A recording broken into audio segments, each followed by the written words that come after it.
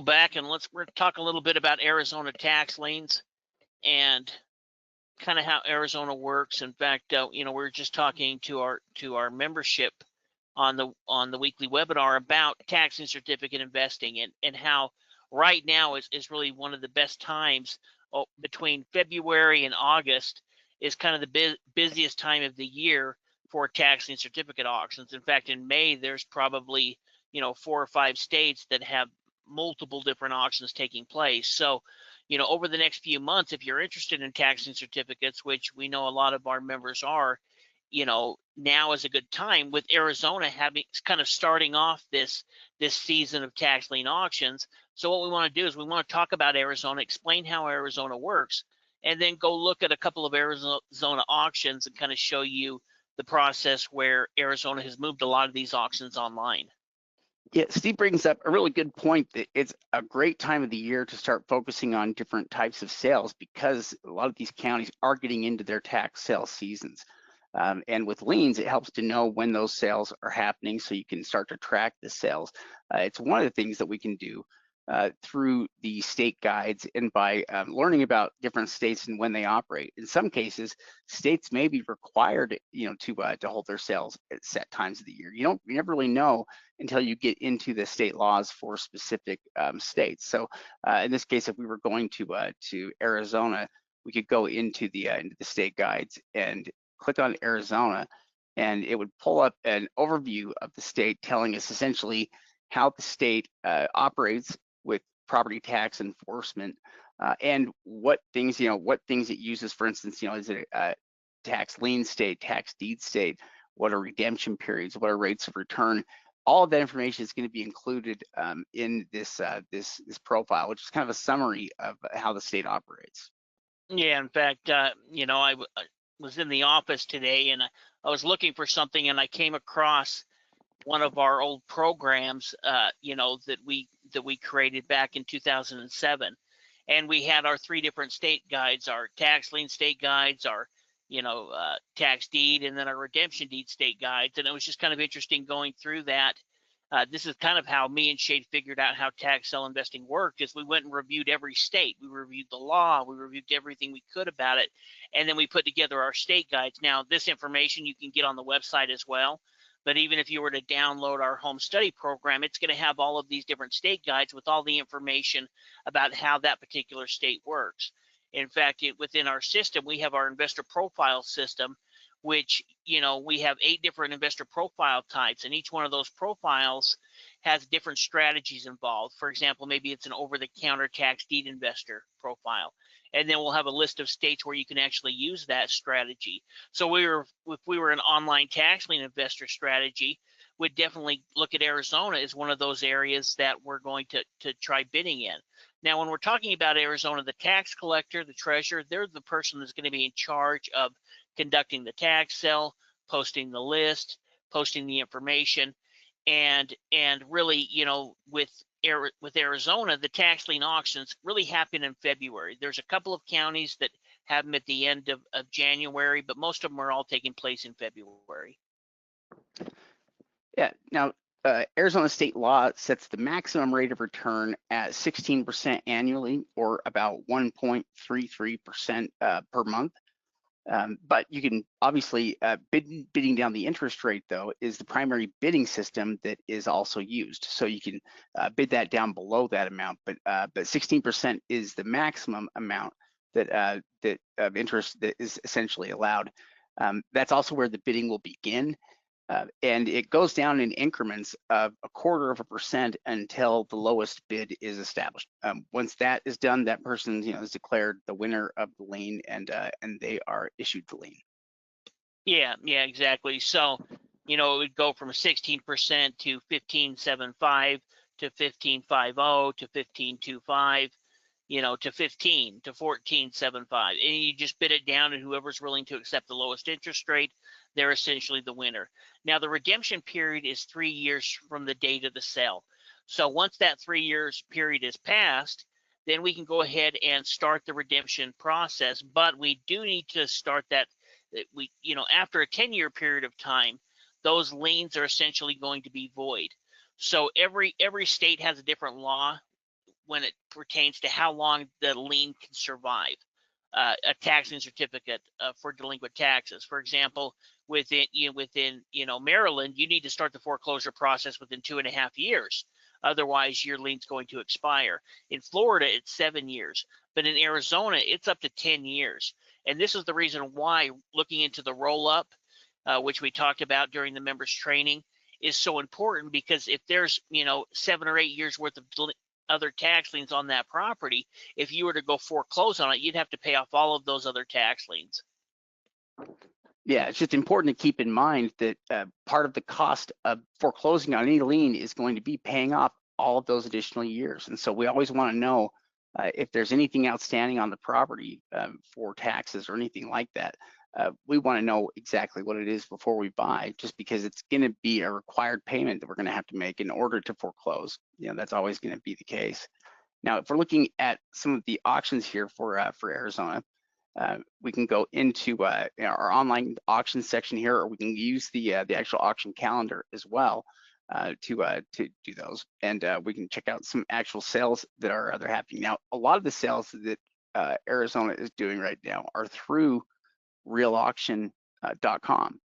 They're using online auctions, essentially, is what it is. It's a new online auction service, and Real Auction is software that essentially duplicates the same website for each one of the counties that it is providing services for. So what's nice about that is that it's software that you're familiar with, that you've seen before in other sites, because it's used throughout many counties in Florida and now in Texas, and also Arizona now as well. This is also Arizona is also one of the first states, along with Florida, that started doing online auctions. They were among one of the first to do online auctions, and it was through Real Auction. They've been using Real Auction like this for many years.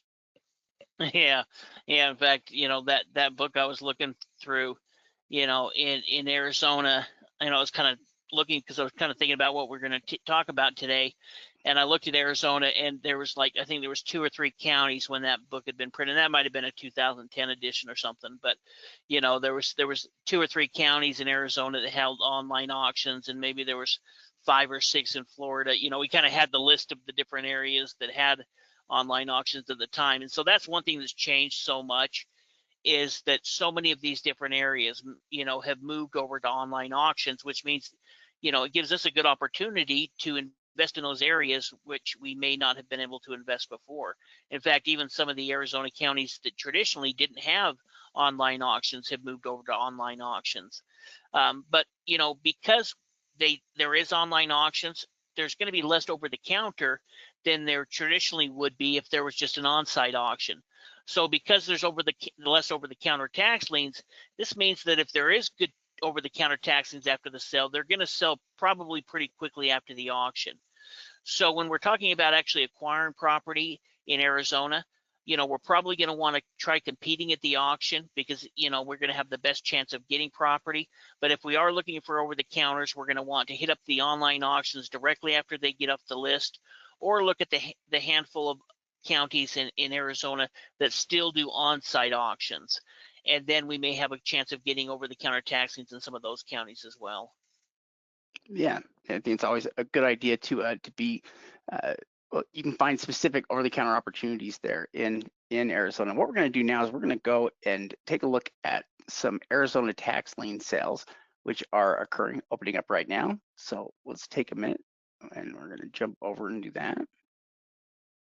And the easiest way for us to go look at some of the online auctions is we could go ahead and check in the auction calendar, but it's probably going to be easiest in our online auction tab. So we're going into online auctions, and from here we're going to online tax lien auctions here, and we'll have them listed here by state and according to when they have their sales. So we have Alabama here coming up, and here we have where Arizona begins right here. Yeah, exactly. And with Arizona, there's some that are being held by Real Auction, and there's some that are being held by GovEase, and then there's also one that's being held by Zeus Auction. But most of them are being held by Real Auction, so we could probably click on Maricopa County. I haven't checked to see if that one was open yet, but I think it is. Oh yeah, it is. So they've got 21,700 tax liens available here. And we can start to look at those, now if we wanted, they have them just listed there. This is basically by their lien number here. For the sale, we can also see that lien amounts vary from, what we're looking at here, they vary between about $700 up to $31,000 or so. And we do have one link that we can click on to pull additional information on the property.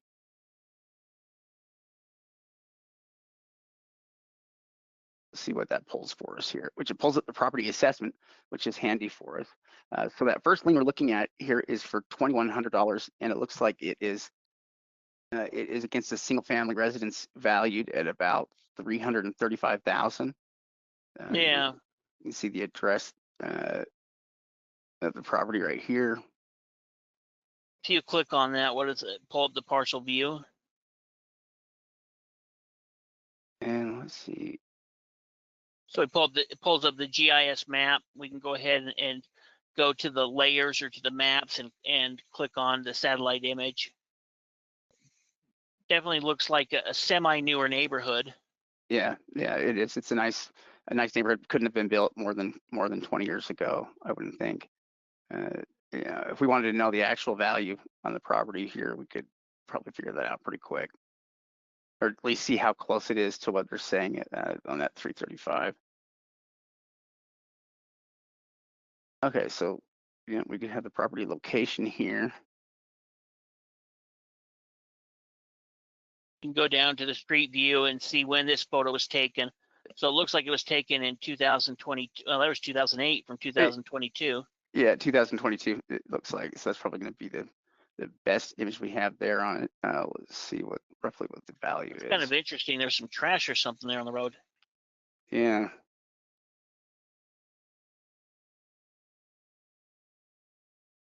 And 390 here on Zillow, and let's see what Redfin puts that.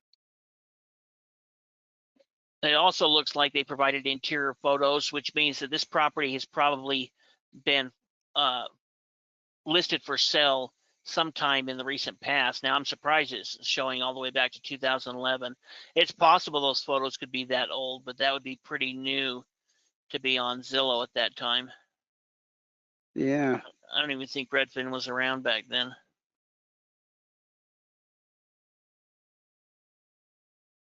Yeah, it looks like that's the most recent change. That was 2011. Maybe they're pulling that off of some old MS multiple listing service data or something. Yeah, it does look like the value is probably a little higher than what they're saying there, 335 or so. It looks like it's valued about 390 or so. But in any case, the $2,100 investment is going to be highly secure because it represents such a small percentage of the property's value. We could also, if we wanted, I think it's going to be a first-year lien, but we could pull up the tax history if we want and figure that out as well. Yeah, you can see there where they're finding comps. These are properties that have sold that they're using to justify their assessed value. So, when we talk about how county records, as tax sale investors, we're really county record researchers. This is where we're going to get so much of the information. In fact, if you look here at the very top, you can see maps, owner, photos. There's all of these different tabs that you can click on where we can get additional information about the property, help us make an informed decision on if we want to buy it or not. And this is the first year lien, because if there was, if we had, actually, let's see here, maybe 2024. You could get 2-year lien. Yeah. So if you were going to buy this, I wonder if you could just buy them both at the same time. I think they probably sold that other one last year. We could look and make sure, or maybe they're a year behind, so maybe they're doing the 2024, selling it in 2026, but I think that they're selling the 2024 and 2025. So I think they're just a year ahead. Yeah, that's right.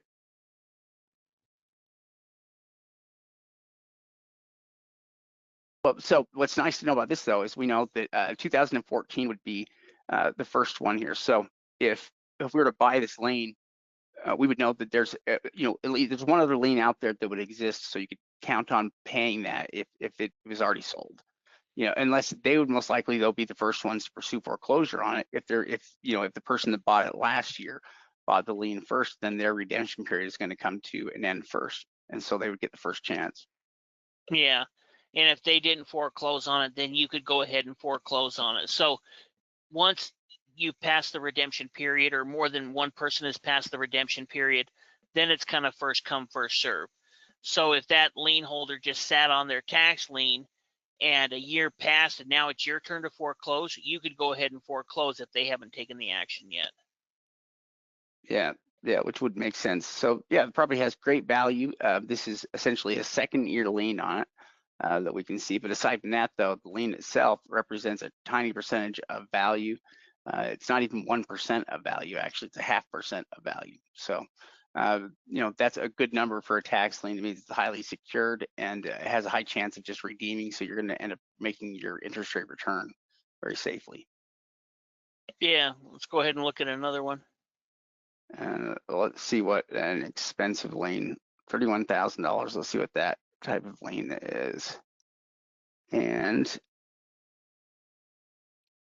let's see, what is this property here? So, well, valued it at $3.2 million. Makes legal class under Amusement description. and recreation park. What is this? Let's take a look here at the mapping. You can click on that address too. Oh yeah, let's do that. It's easier. I'm never surprised anymore about the type of properties we've seen it come up to the tax sale.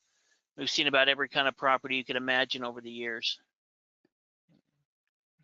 I don't know what kind of amusement park they're doing there. Maybe is it? Well, they've got these little buildings. Maybe it's like something like paintball guns or something. Maybe it used to be something. I mean, they've got these little things set up, and you can see where people have ran around. Yeah, certainly they have it valued pretty high, though. I mean, go look at the street view. I'm just kind of curious now.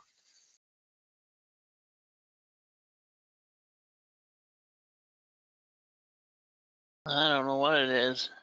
Yeah, You know what, though? I'd be a little worried, though. Look at those towers. Yeah, the towers make me, kind of nervous for its use if you're going to do something with the land itself.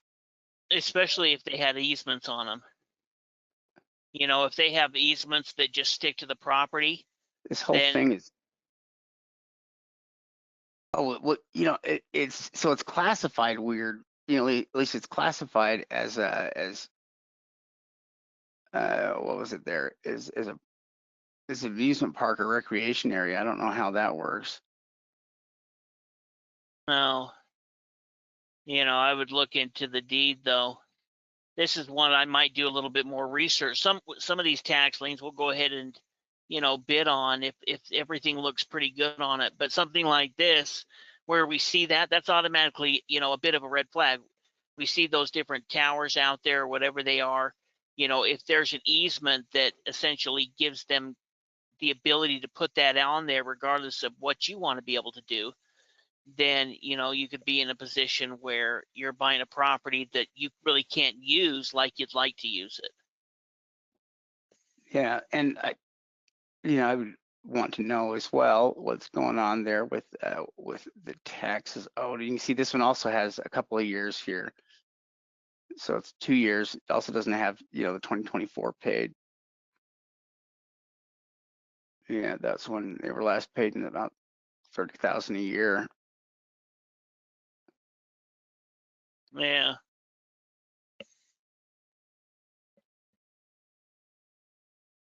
Yeah, you can tell, if it must be something like easements that are stopping the use of the property. If it wasn't, they would have put homes all over this place. They probably would have done it a long time ago. At least the property would have more value. I mean, they've got it valued so highly. Looks like it's across the street from a high school or something. Yeah. Yeah, well, and yeah, with them having it valued at $2 or $3 million here. You're paying a lot in property taxes, and it doesn't appear to have any use right now. And so, this is the kind of property that could end up going to foreclosure just because it's more of a liability right now. It has the value on paper, but in the reality, it's just costing you $30,000 a year unless you can figure out a way to monetize it, which it doesn't look like it's being monetized right now, unless they're renting it out to somebody, somehow, or doing Well, it something just else means with you're it. going to need to research it. You need to look into the deed. You may even call the city on it. And we'd probably research this, and it's a big enough investment, more like we would a deed. You're not just spending $2,000 on paying off some property taxes on a home, and chances are they're going to pay it off. This is a property that's going to take a little bit more due diligence. Let's go look at one or two of the other counties real quick, and then we'll go ahead and go back. But you can see there's a bunch of different sales that are taking place. Some of them aren't quite open yet. So you can see they open, on the 4th, or they open on the 3rd. And so we're kind of still waiting for some of them to open. There we go. It's Koshi's. Oh, yeah. And then you can go down to the bottom,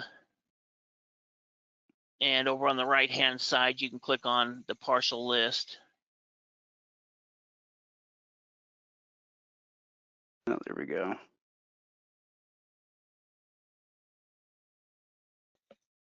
There we go. Now I can see the cell. Let's see what they have. Just accept that. How many properties? Oh, it's a big list. And you might be able to get better interest rates on an auction like this on GovEase than the real auction. But if you're interested in getting tax liens, I would register for 2 or 3 of these different auctions. You need to put down a minimal deposit. Usually it's about 5% of what you plan on bidding on. And if you don't win anything, then you can get your deposit back. But, I would definitely, if I hit even, let's say I had 20 grand to invest, I would probably split that 5 grand per auction, or at least 2 or 3 auctions. Oh, what's nice too is that they provide us with a fair amount of information when we click on the links. It gives us an assessed value. It gives us a property address on all those. So what's nice about that is that we can find information really quickly with properties like these because it's there. I mean, basically the property address is usually going to be listed there. If you click on it though, you can also see assessed values. You can see the overhead, map view or satellite image here on it. You can get the address if you want really quickly. So yeah, this is a good sale in terms of it's going to be a little bit easier to get information on properties here quickly, and there's lots of properties. Yeah, well, we talk about in some of our training what we call the quick glance method of reviewing a list. And this is going to help us as we're going down this list. We're going to eliminate properties that go above our investment. So if we only have 20 grand to invest, we're not going to spend time looking at liens that are above 20 grand, obviously, because we're not even being able to bid on them. And so we narrow down that list, but this is going to help us filter out those properties pretty quickly just by looking at something like the GIS map and eliminating automatically by what we can see. Maybe it's a strip of land or a piece of junk land or something. Yeah, in fact, we can see lien amounts do vary quite a bit here, but the properties are all at pretty good value. Let me see what $700. This one looks like it's against a home as well. Even let's see.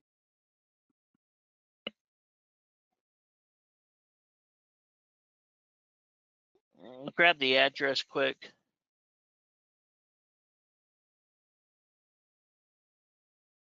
I'm interested to see if the assessed value is as low as they. Oh, I doubt it. No, it's a house. It looks like.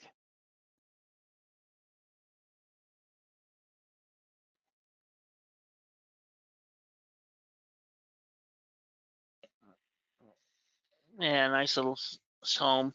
What kind of value does it have?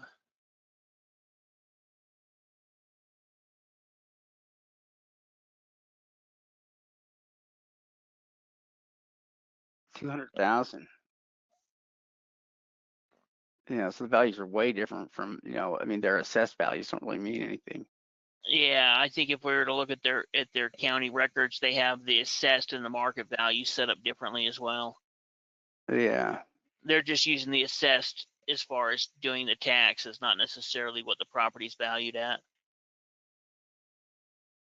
Yeah, That's the reason it's so important we check into market values, because sometimes the county's assessed value will be right on. Sometimes it'll just be, it'll be used for tax purposes, so you really can't judge the assessed value. The assessed value really won't tell us what the market value is. yeah. I mean, on these $9,000 assessed, I don't think it's nothing close to that. If we pull it up and we look, it's another single family home. And it's going to be valued probably similarly to the first one here. Yeah, 167,000.